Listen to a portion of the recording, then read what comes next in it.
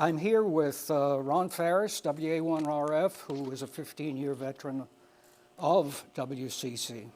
All righty, so 2017 at the convention, I gave this talk. So I had it in the can. It's SS Hope Marine Radio at the WCC Museum. We here at the museum feature a complete Mackey Marine radio console, sailed on the famous hospital ship SS Hope / WHNJ. Details the acquisition and restoration of a special piece of maritime radio. That was 17, that's a few years ago.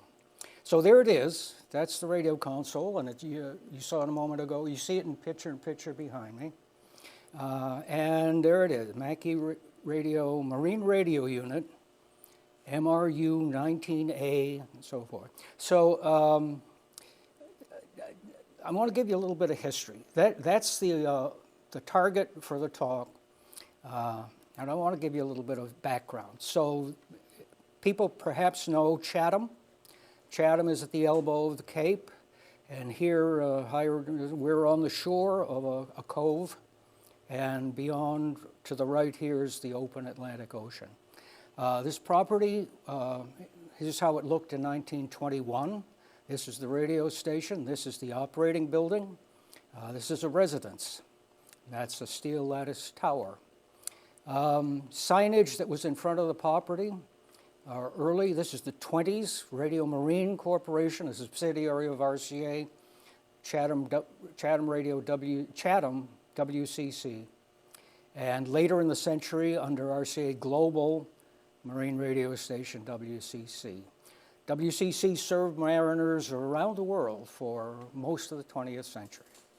1973, just to give you some perspective, this is a QSL letter written by the manager of WCC, Ed Hammonds. Somebody had written in with a signal report, acknowledge your report on 16 megs, and instead of a card, he got a letter. Hammonds did this. We have other copies. Chatham Radio was the largest U.S. coast station in the Marine Service, operate on all the Marine bands from LF through 22. Sign that's in front of the property today, Marconi RCA National Register District. It's a national historic site, and it's home to the Chatham Marconi Maritime Center, which is a nonprofit corporation started by citizens to deal with this property once it went out of business. So the building here on the right, the low linear building, today looks like this. It's the Marconi / RCA Wireless Museum in the part of Chatham known as Chatham Port. We do have a radio club here, I'll mention, W1WCC, and it commemorates the commercial shore station WCC.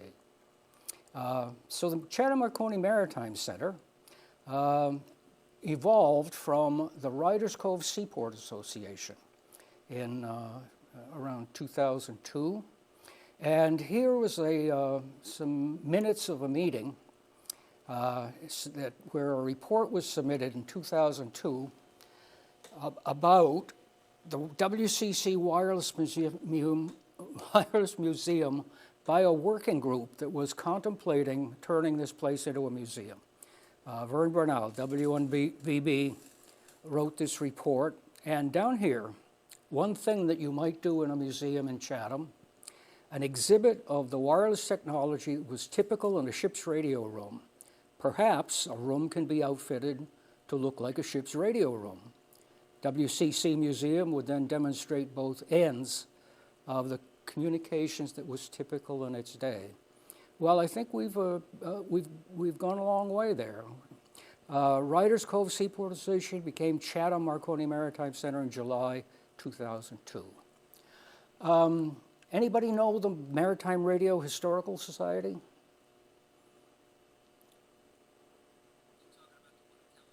Yep. Okay. Oh, good. Yeah, KPH, K6, KPH. Well, here's a little bit of it.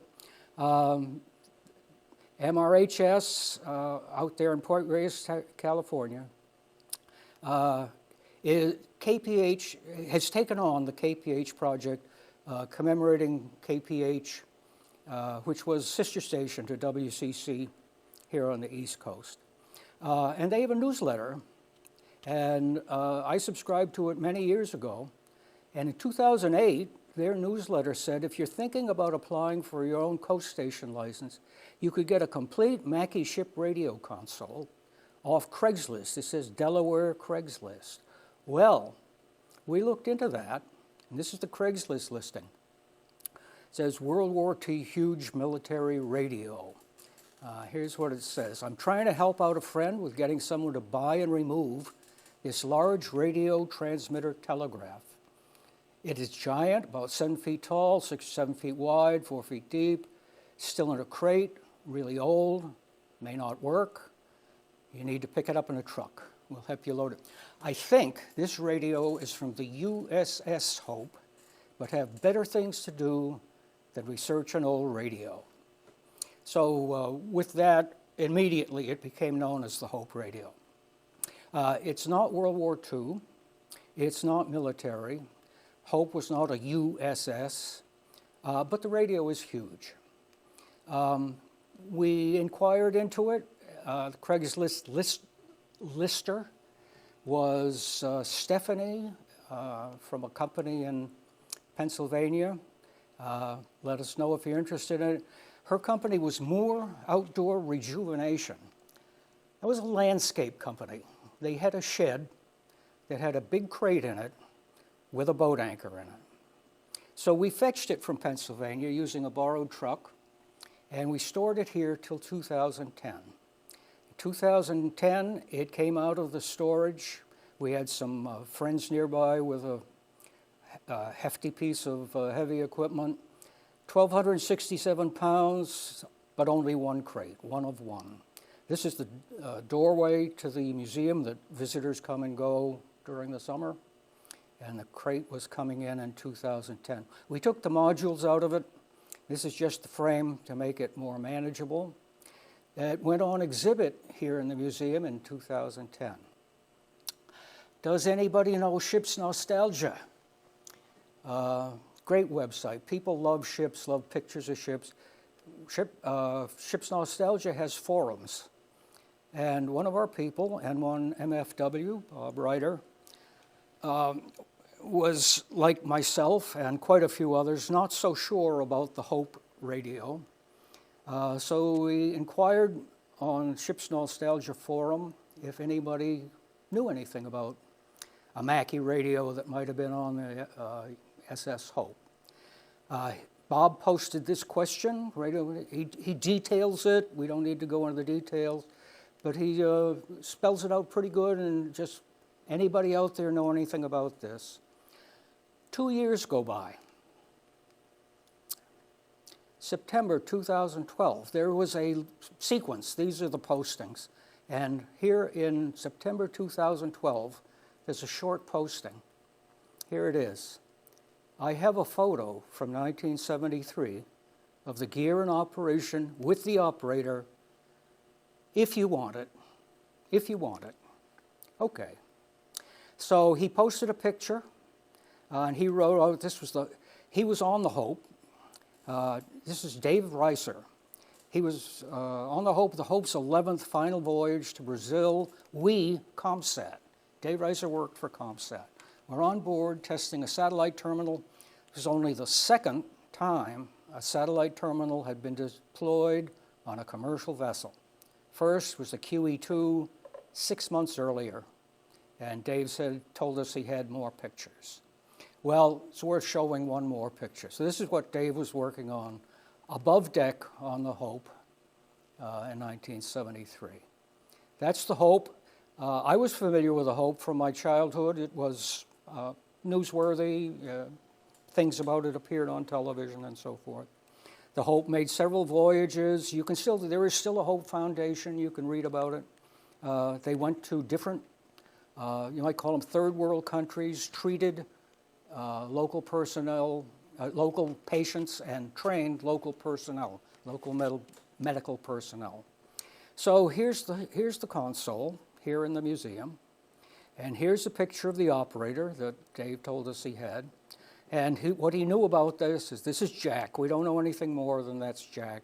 But Jack's sitting in front of a Mackie radio console on the SS Hope in 1973.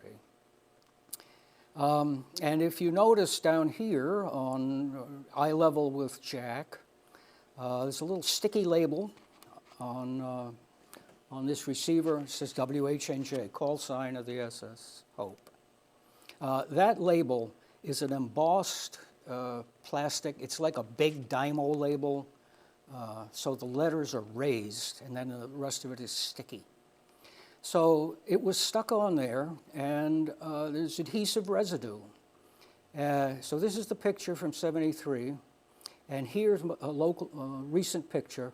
And this stuff, if you were here looking over my shoulder, you'd see that there was adhesive residue, and in fact, there's outlines of the embossed letters, where the rig we have here says WHNJ on it. So question is this from the SS Hope? Better things to do than research an old radio.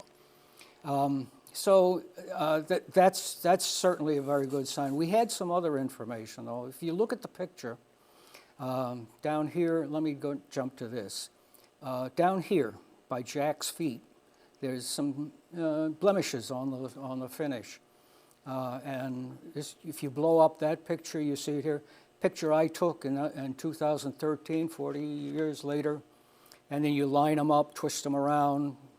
This is the same blemishes. And one thing that didn't show up until we took the picture, there's a couple little scuff marks there that are kind of invisible to the naked eye. So case is pretty strong.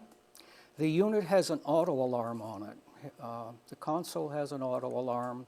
Here's the upper part of it.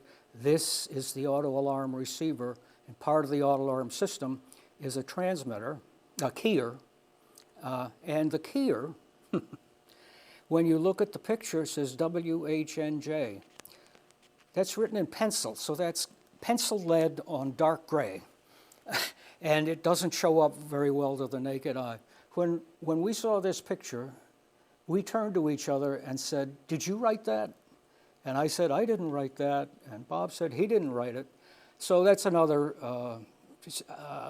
piece of evidence. So this is the Mackie MRU, Marine Radio Unit 19/20A, version A, Rev A console from the SS Hope.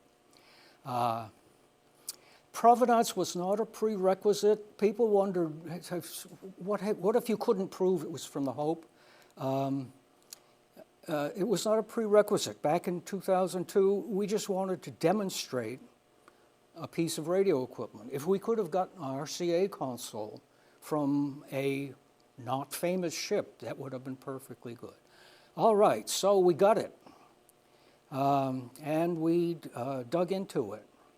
We included Bill Ryder. This is W1KL, Bill Ryder of Chatham, Massachusetts, when he was working as technician in charge of the WCC transmitters. These are the WCC transmitters in South Chatham. And this is Bill in his later years when we were working together here on the museum. Bill dug into documentation. Bill contacted friends, beat the bushes, and managed to dig up documentation for this Mackie radio console. Here's a picture from one of the manuals that indicates all the modules that are in it. And I'm going to start down here with the power supply compartment, a swinging door. Swing it open. Well, it's empty there because the power supply took out. It's on a dolly here. That's a furniture dolly with a red carpet on it. So it's a module. It's got a bunch of stuff on it. And it was dirty. So here's a module. It's got a high voltage fuse. It's got a glass mic cap. It's got a relay, and it's got dirt. Over here, there's some connections, and they're dirty. More dirty connection, dirty tube. There's a filter choke. filament transformer, high voltage transformer, all very dirty. There's some relays. They don't look much like relays. You'll see them in a minute. But this is the corrosion. The plating on certain of the plating had picked up a good deal of corrosion, little washers and cotter pins there. Couple of clunky relays. This happens to be a time delay relay for warm-up of the rectifier tubes. More dirt down low, indicating that this is a tough job to clean. You need a very long Q-tip to go in there. So the answer is you take it apart. I think most people have heard of surface mount. Well, this is the original surface mount. There's a plate and everything sits on top of it. So it comes apart. You save all the screws in an ice cube tray. You deal with things individually and get them cleaned up. High voltage transformer, 44 pounds. Modulator, 16 pounds. Low voltage, 24 pounds. 84 pounds just in 3 pieces of iron. So that power supply module had this is where the relays are and the time delay relay. It's supported by a couple of uprights, nice bent aluminum uprights, but they're bent at the bottom to fasten, and they had fatigued. So we found that the thing was a little wobbly, and took steps. Maybe you know about this stuff. I got this at a Hamfest a long time ago. This is stuff you use on aluminum. It's like soldering. It's a torch, and you massage it in, and it makes a good bond. So there they are, fixed up. That's the kind of thing that we did. Relay, here's the corrosion. The corrosion on the back doesn't show, but it's there. Little vinegar goes a long way with that corrosion. Tubes in the power supply came with a couple of 3B28s and a pair of 811s for modulation. It will do A2, and that's what the modulator was set up for. This is a fuse. This is a reusable fuse. In other words, it's a cartridge with the screws on the end, and you put a little fuse element in it. Terminal strips. It's all hooked together with terminal strips and harnesses. Made up a label for the terminal strips and added some little words, descriptive words to the signals rather than just numbers, making it easy to work on around here. So there's the uprights with reinforced feet coming back together, looking better than it did. Once it's all together, you wonder if it runs. The landscapers in Pennsylvania wondered if it would work. Well, the answer is if you've got 1,500 volts and a half an amp, dummy load you used to be able to make out of light bulbs. So there it is. It did work. That's a time when you first apply power to something after it's sat for 40 years. So we have drawings, thanks to W1KL, for a Mackie Marine radio unit 19B/20B. Ours is a 19A/20A. So it got us a long way. There are differences, and once you dope it out and become comfortable with it, the differences were that they had upped the safety of the unit and put interlocks in various modules, and they had to run back to the power supply. So on a terminal strip where you had a few lines going 1, 2, 3, 4, then you might now, between 3 and 4, might be something coming back from another module that was meant to be an interlock. So a lot of the terminal numbers were right, and some of them were new, and others were made right by adding one. W1KL, Bill Ryder acquired a print. I rang it out and marked it up. This is what it looks like. These are the modules, wiring harness with their every destination on it. markup, a little bit of red pencil and notes to self, sorting out the terminal numbers. That's the full-size sheet. As things fell into place, I made them yellow, meaning we knew all about that. That was all right. So the console has in it, it will run on emergency powers, and for high voltage it has a motor generator set down here in the power supply compartment. Motor generator runs, right next to it here is a battery compartment. That's what I was wondering about. Yeah.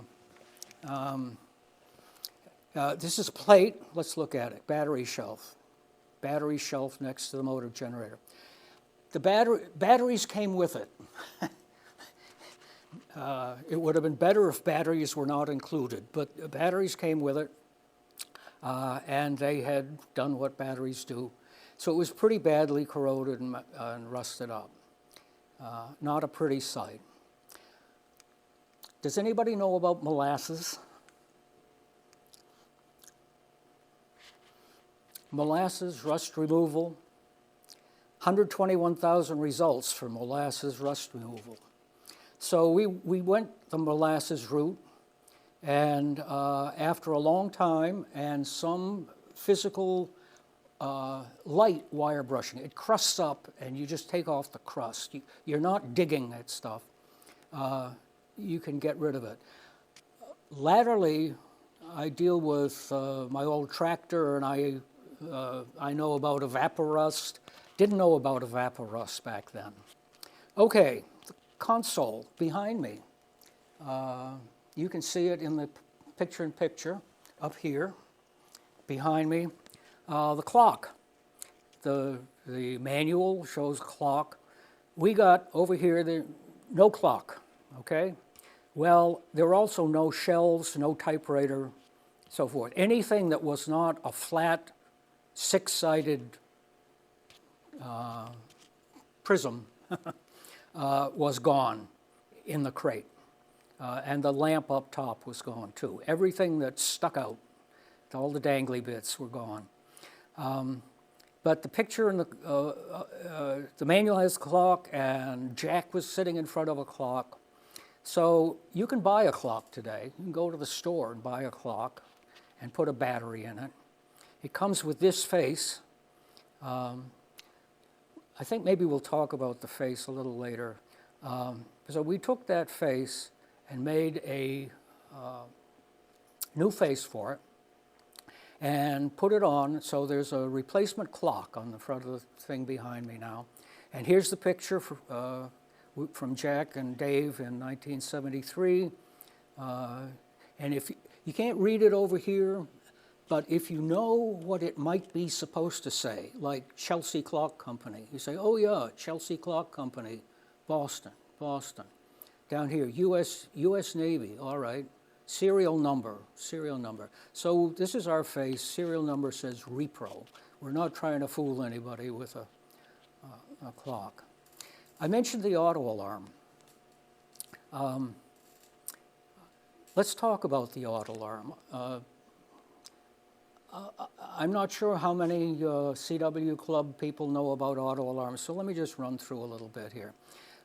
Here in the museum, we have an exhibit I can point to, which is about distress signaling by Morse code, things like shipwrecks and accidents and things people like. So distress signaling we tell visitors about. We tell them about the use of CQD in the early days, what SOS really means or doesn't mean.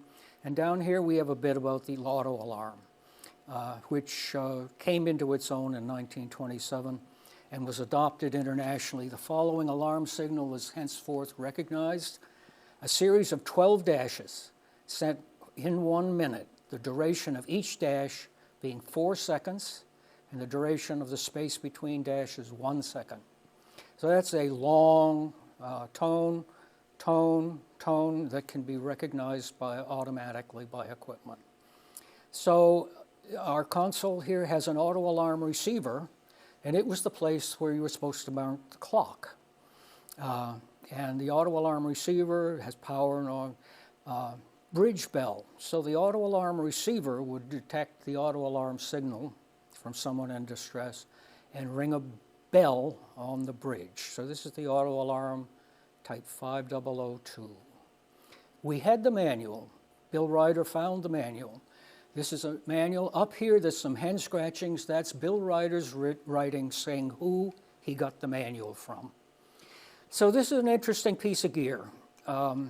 You need to measure the duration of 4-second dashes and 1-second spaces, marking spacing. And the manual's very good. And this is fairly sophisticated for the day. The way they measure intervals is to start with an oscillator and count. So the counter stages here are twin triodes, and there's counters for whether there's 12 dashes, whether there's any in a row, all kinds of things like that. Basic stage is a twin triode, cross-coupled flip-flop. And any 502s, neon bulbs, indicating the state of each flip-flop. When it detects an adequate measure of an alarm signal, it rings a bell. This is inside the auto alarm receiver. Happens to be a ballast tube, but this is a little bell, and it will ring when it detects several long dashes in a row, spaced by 1 second. So if you're in distress, you would send an auto alarm, and one way you would send it with this console was with an automatic keyer. So this little module is a part of the console, auto alarm keyer, and it generates the 4-second dashes. Let's look at the clock face again, and look up here. So marine clocks, ship clocks, had these 4 segments, 4 seconds worth of red and 1 second worth of black going around the minute. Those are the auto alarm parameters. So somebody sitting in a distress signal could view his clock, put his key down while the hand went over the red segments, let it up for a second, down for 4 more seconds. You could manually send the auto alarm, but you could also automatically send the auto alarm. So the auto alarm keyer is a cute little thing. It's electromechanical. There's a little DC motor with a governor on it, and it flips this little set of contacts. Let me turn it over a little more. There's a cam down there, so speed-regulated cam. And every time it pushes this up, these contacts have a little knuckle action, and so they make a quick make, quick break. 4 seconds on, 1 second off. Here's another view of it, little cam, and it lights up in the front while it's keying. 4 seconds, 1 second, 4 seconds. So you've got the auto alarm working, auto alarm keyer working. So I mentioned that this is an MRU 19/20.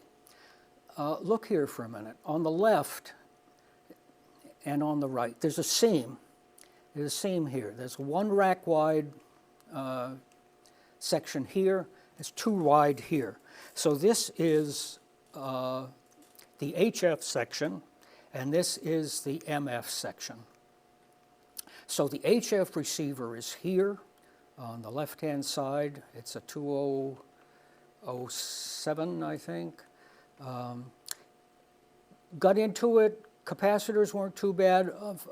Oddly, one of the silver mica caps that happened to be the coupling cap between the last IF and the second detector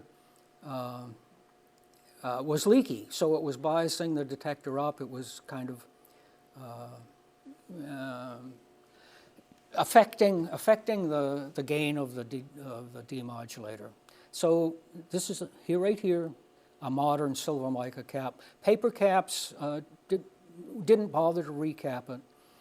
per se. One other thing about that HF receiver, the dial mechanism, it had a nice friction clutch, had anti-backlash gears, but it had backlash.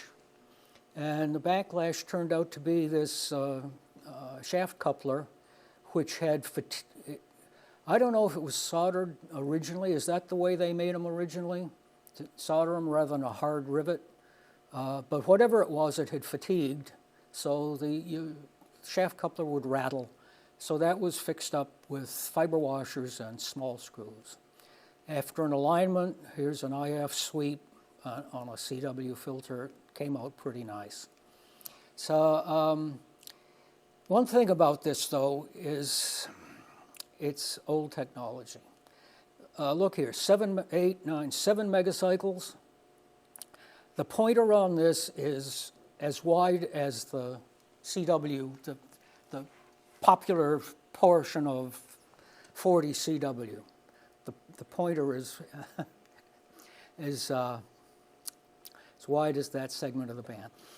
So we equipped it with a little gimmick and a counter gimmick to pick up the local oscillator and compensate for the BFO frequency so that we'd have an idea where we were tuning this receiver.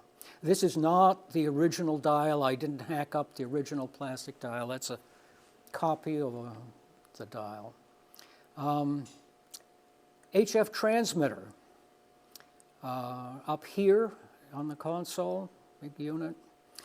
All these other modules are vintage 1959 or so, which is when the Hope was being outfitted. This transmitter has a nameplate that says 1972. It was retrofitted, and I think it was retrofitted to meet some regulations that were in force at the time. So here it is in the console. Here it is by itself. Here's what it looks like standing alone with the tubes lit up. You saw corrosion in the power side. There was corrosion on these coils in the transmitter. So those got cleaned.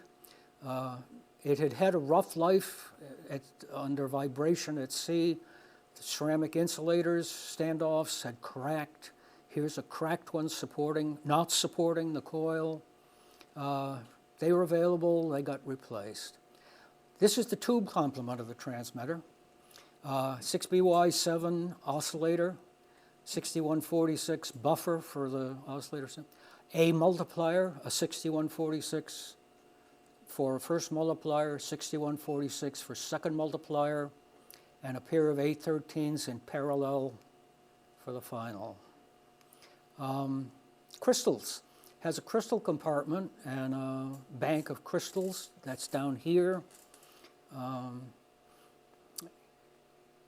little bit of corrosion down here on this crystal module with the two tube sockets. So the module came out. The deck was cleaned up. Here's the module by itself. A lot of corrosion on these switch assemblies, pretty ugly. So again, deconstruct down to the nuts and bolts. One thing you notice here, cut wires. I don't try in my later years, I've learned not to try to unsolder stranded wire from wafer switch terminals. So I cut the wires. I mean, it always comes out a mess. You melt the insulation and things clump up. Cut the wires, do a nice inline splice when you put them back together with shrink tube. So that's it. Nice crystal section, oscillator, buffer, good switches. So the crystals generate the marine band frequencies. And actually the transmitter is general coverage transmitter. You can transmit on any frequency with this transmitter, but you need the right crystal. So it has different ranges for output frequency for RF from 2 megs to 24.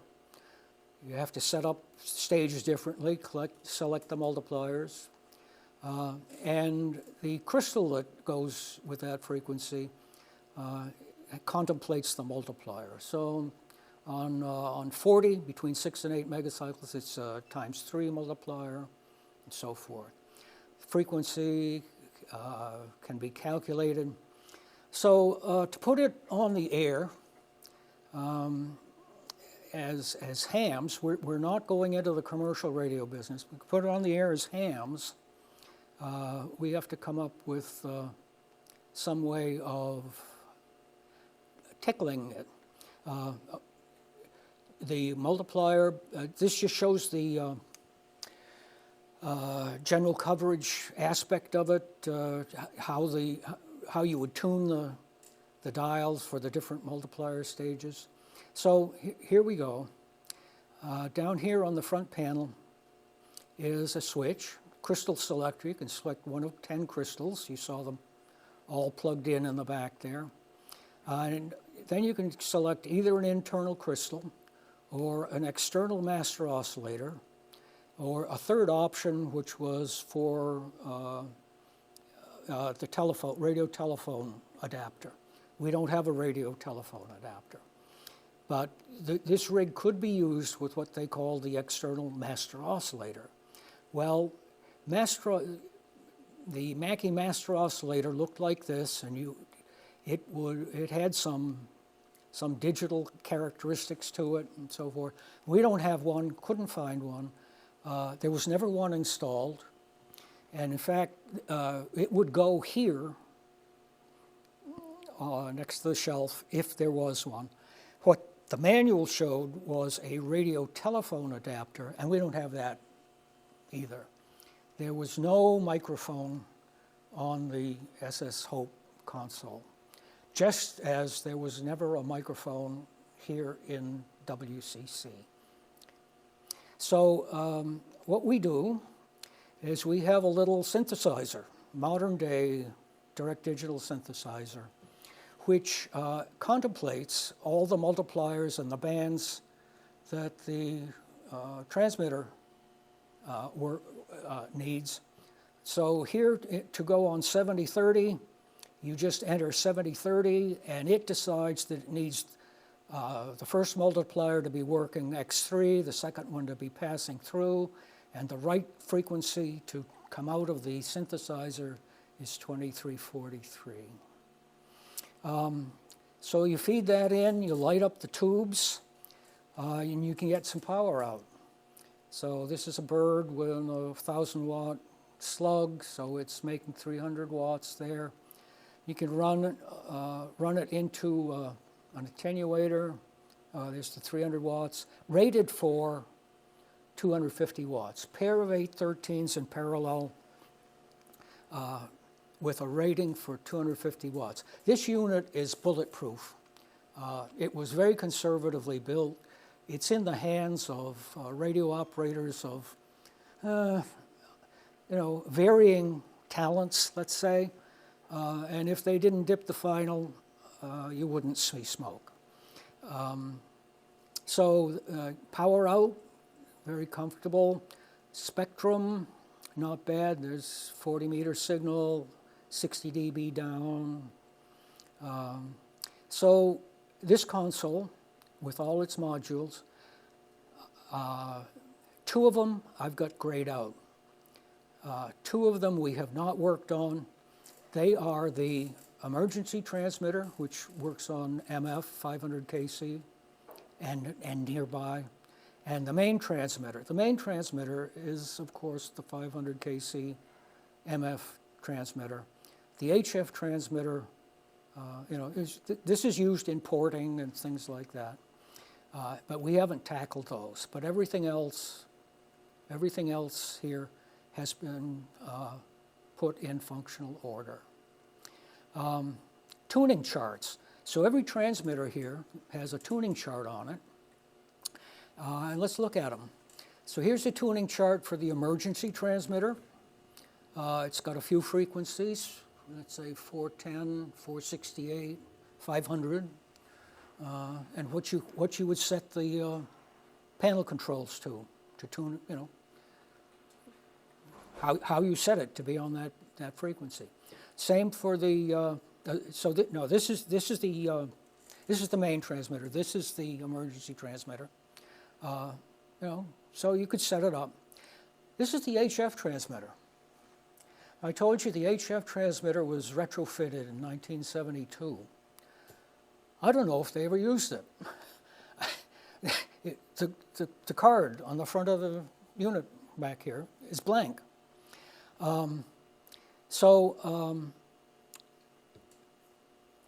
Whatever that means they weren't doing much long-range ship-to-shore, I guess, on the Hope. So we took that tuning chart, which was conveniently blank, made a copy, and here it is. So for 80 meters, we've got it, how you set it up to tune. 80, 40, 30, and 20. That's what we're capable of doing. When you look at Jack in front of his console, and you see the WHNJ there, so the Hope was WHNJ, and the WHNJ Amateur Radio Association has the call sign W1HNJ. And right here on the console, behind me, over there, is the license for W1HNJ.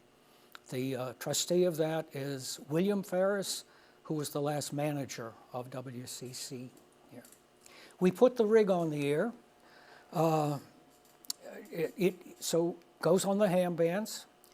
We put it on the air, straight key. We don't miss a straight key night. And we also do it for Maritime Radio Day. I'm going to tell you what Maritime Radio Day is. Some of you may know. First of all, let me tell you about straight key night. Straight key night, you find people who are, they talk about what rig they're running and what key they're using and what age they were, what teenage age they were when they got that key. It's heartwarming. So when this goes on the air in straight key night, we say it's on a shipboard radio console and it's bolted to the frame. That's the provenance of that key. Maritime Radio Day. Maritime Radio Day is on the amateur bands, hooks, former radio officers up with each other, held annually to remember over 100 years of wireless service for seafarers. It was the most important communication service until the end of 1998. The date of Maritime Radio Day is the date of the Titanic disaster. So of the people that are commemorating and being commemorated, Phillips and Bride and Cottam, who were the radio operators, played the roles in the Titanic disaster, and their follow-ons who served on ships and shore for the rest of the century, get on the air on Maritime Radio Day. This is what we did in 2017. This was a list of participants that the organizers kept. Down here, WHNJ, I ran this rig. Ron Ferris ran for Chatham Radio as a radio operator, 15-year veteran of Chatham Radio. Harry, WA1GXC, operated on behalf of Chatham Radio. Harry also a WCC operator. So, started out with the power supply. I think when we go to fix anything, we start out with the power supply. Had 3B28s in it, xenons. And of course, the schematic calls for 866As. We're happy with the 3B28s. They're more forgiving. It does have the time delay relay for the filaments of the 866s. But the 3B28s don't have a lot of personality.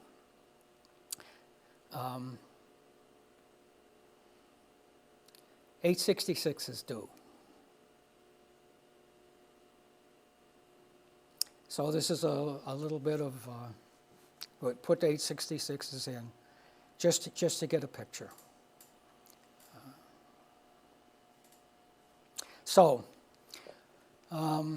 W1HNJ, as is W1WCC and WA1WCC, we're on QRZ.